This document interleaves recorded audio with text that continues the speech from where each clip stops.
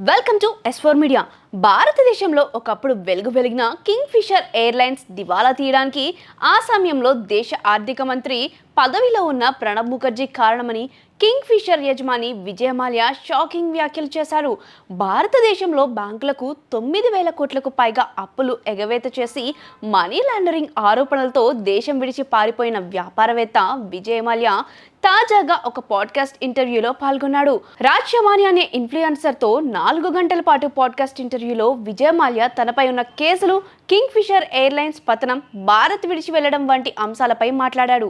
Podcast లో మాల్యా మాట్లాడుతూ 2016 మార్చి తర్వాత భారత్ కు తిరిగి రాలేదు కాబట్టి నన్ను పరారీలో ఉన్నాడు అని అనుకోవచ్చు, కానీ నేను పారిపోలేదు. ముందుగా నిర్ణయించిన పర్యటనలో భాగంగా విదేశాలకు వెళ్ళాను. నాకు సరైన కారణాల వల్ల తిరిగి రాలేదు. మీరు నన్ను పరారీ అని పిలవాలనుకుంటే పిలవండి, కానీ దొంగ అనే మాట ఎక్కడి నుంచి వచ్చింది, దొంగతనం ఎక్కడ జరిగింది అని ప్రశ్నించాడు. భారతదేశం వదిలి వెళ్లిపోయాక 2016 నుంచి బ్రిటన్ దేశంలో ఉన్న మాల్యా భారత్లో న్యాయమైన విచారణ జరుగుతుందని హామీ లేకపోవడం వల్లే తిరిగి రాలేదని చెప్పారు. నాకు న్యాయమైన విచారణకు గౌరవప్రదమైన ఉనికి ఉంటుందని హామీ ఇస్తే తిరిగి రావడం గురించి ఆలోచిస్తాను అని అన్నాడు. యూకే హైకోర్టు తీర్పును ప్రస్తావిస్తూ భారతీయ జైళ్ల పరిస్థితులు యూరోపియన్ మానవ హక్కుల చట్టాన్ని ఉల్లంఘిస్తాయని, అందుకే తనను అప్పగించలేమని వాదించారు. కింగ్ ఫిషర్ ఎయిర్లైన్స్ పతనం గురించి మాట్లాడుతూ 2008 ప్రపంచ ఆర్థిక సంక్షోభం ప్రధాన కారణమని చెప్పారు.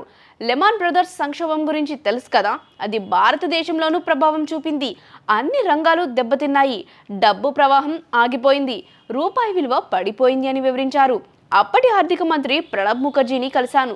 నష్టాల కారణంగా విమానాల సంఖ్య తగ్గించి ఉద్యోగులను తొలగించాలనుకున్నట్లుగా చెప్పగా, కార్యకలాపాలు తగ్గించవద్దు, బ్యాంకులు సహాయం చేస్తాయని సలహా ఇచ్చారని మాల్యా తెలిపారు.